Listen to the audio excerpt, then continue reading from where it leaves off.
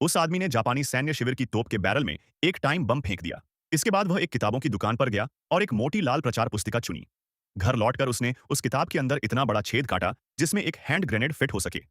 उसने एक कार्डबोर्ड के टुकड़े पर 3 स्प्रिंग चिपकाए ताकि एक लॉन्चिंग मैकेनिज्म तैयार हो सके। फिर उसने हैंड ग्रेनेड को उस पुस्तिका के अंदर सावधानी से रख दिया। अगला कदम सबसे महत्वपूर्ण था। उसने धीरे से ग्रेनेड की सेफ्टी पिन निकाल दी। किस्मत से ग्रेनेड तुरंत नहीं फटा। उसने सावधानी से किताब बंद की, उसे रबर बैंड से बांधा और बिस्तर के नीचे छिपा दिया। फिर उसने जानबूझकर बिस्तर के नीचे फर्श पर 2 निशान खींच दिए ताकि ऐसा लगे कि वहां कुछ छिपाया गया है।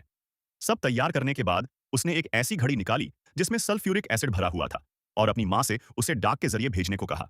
इसके बाद वह जापानियों के पास गया। उसने उनसे कहा कि वह उनकी पार्टी के सदस्यों की सूची सौंपने को तैयार है, लेकिन बदले में उन्हें उसकी मंगेतर को रिहा करना होगा।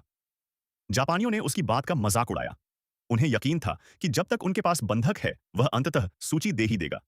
जापानियों की चालाकी और निर्दयता के सामने वह पूरी तरह तैयार था।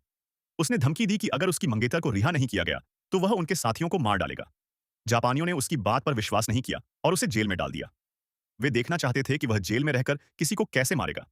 उधर जापानियों में से एक साथी को वह घड़ी मिल गई। जैसे ही उसने उसमें लगे स्प्रिंग को दबाया, सल्फ्यूरिक एसिड तुरंत बाहर छिटक गया और उसका हाथ बुरी तरह जल गया। उसकी दर्द भरी चीख सुनकर बाकी जापानी दौड़ कर आए। हालांकि उसका हाथ थोड़ा जला था, लेकिन जान का खतरा नहीं था। जापानी वापस जेल में गए और उसका मजाक उड़ाते हुए बोले कि उसका जाल बेअसर रहा।